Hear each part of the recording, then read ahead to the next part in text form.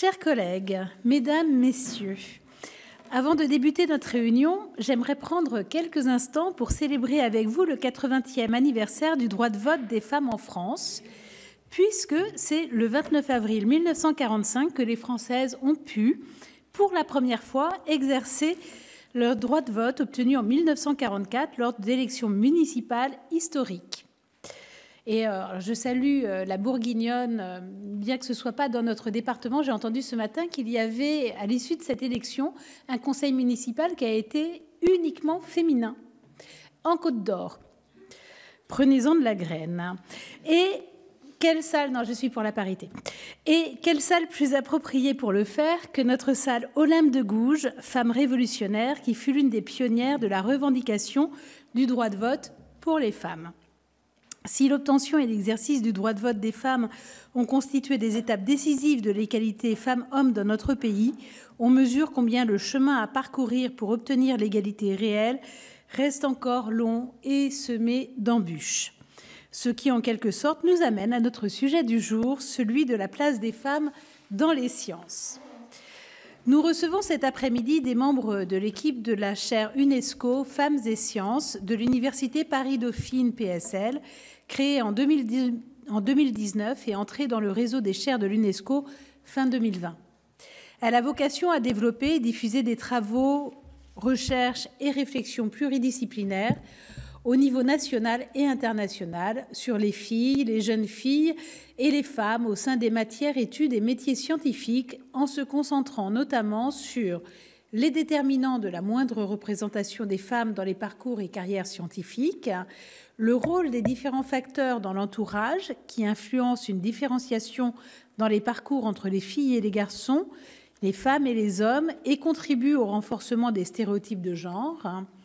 les liens entre choix de parcours et performances scolaires,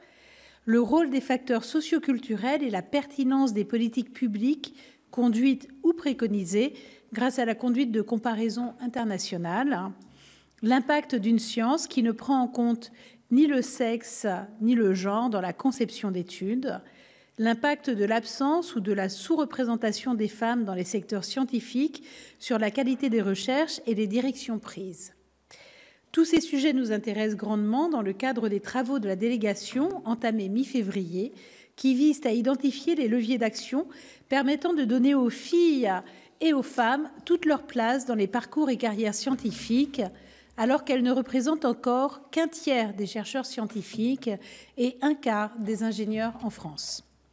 Cette sous-représentation féminine dans les études et carrières scientifiques, que ce soit dans le domaine de l'ingénierie, de la recherche, de l'informatique ou du numérique, est la conséquence d'une insuffisante orientation des filles vers les filières et spécialités scientifiques au lycée puis dans les études supérieures, mais aussi de différences de représentation et de résultats entre filles et garçons dès l'école primaire, en particulier en mathématiques. En 2023, la France ne comptait ainsi que 13% d'étudiantes universitaires diplômées dans les domaines des sciences, technologies, ingénierie et mathématiques, dites les STEAM, contre 40% d'étudiants diplômés. Par ailleurs, près de la moitié des filles élèves de terminale n'avaient choisi aucun enseignement de spécialité en sciences, contre 28% des garçons. Et parmi celles qui se lancent dans des carrières scientifiques après leurs études, il semblerait que près de la moitié d'entre elles quittent le monde scientifique au cours des 10 années suivantes. Il s'agit du phénomène bien connu du tuyau percé. Malheureusement, la France n'évolue pour l'heure pas dans la bonne direction. On sait que le nombre de doctorantes dans la tech a baissé de 6% entre 2013 et 2020, là où leur nombre augmentait de 19% en Europe. Nos précédentes auditions nous l'ont bien montré, les défis sont nombreux et présents à tous les niveaux, celui de la famille et de la société dans son ensemble, celui du système éducatif, celui des différents paliers d'orientation dans l'enseignement secondaire et supérieur, celui des trajectoires professionnelles et plus globalement au niveau des politiques publiques dans leur ensemble. Dès lors, il nous a semblé important, avec les 4 rapporteurs, Marie-Do Aeschlimann, Jocelyne Antoine, Laure Darcos et Marie-Pierre Monnier, présentes à mes côtés, de recevoir ce matin une partie de l'équipe de la chaire Femmes et Sciences de Paris-Dauphine PSL qui œuvre précisément pour relever l'ensemble de ces défis. Je précise que cette table ronde fait l'objet d'une captation audiovisuelle en vue de sa retransmission en direct sur le site et les réseaux sociaux du Sénat. J'ai le plaisir d'accueillir Eliès Jouini, professeur des universités en économie et mathématiques, titulaire de la chaire UNESCO Femmes et Sciences, que la délégation connaît bien puisqu'il avait participé au colloque co-organisé au Sénat le 7 mars 2024 par notre délégation, ainsi que la délégation à la prospective et l'OPEX sur le thème « Femmes et IA, briser les codes ». Thomas Breda, économiste, chercheur au CNRS, co-auteur de l'étude sur le décrochage des filles en mathématiques dès le CP, de la chaire Femmes et Sciences et de l'Institut des politiques publiques, publié en janvier 2024. Georgia Thiebaud, chercheuse en économie de l'éducation à Paris-Dauphine, et Sophie Pochic, directrice de recherche au CNRS et membre du centre Maurice Alvar, ENS-EHESS. Je vous souhaite à toutes et tous la bienvenue.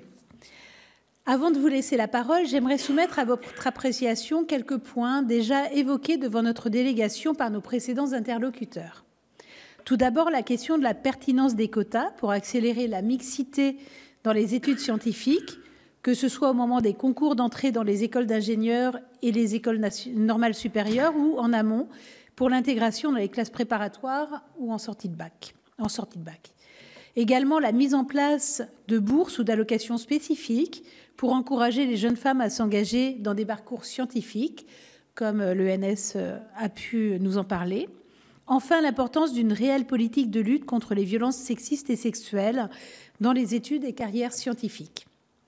Pour évoquer l'ensemble de ces sujets, je me tourne dans un premier temps vers Eliès Jouini, en tant que titulaire de la chaire Femmes et Sciences. À vous, Monsieur Jouini.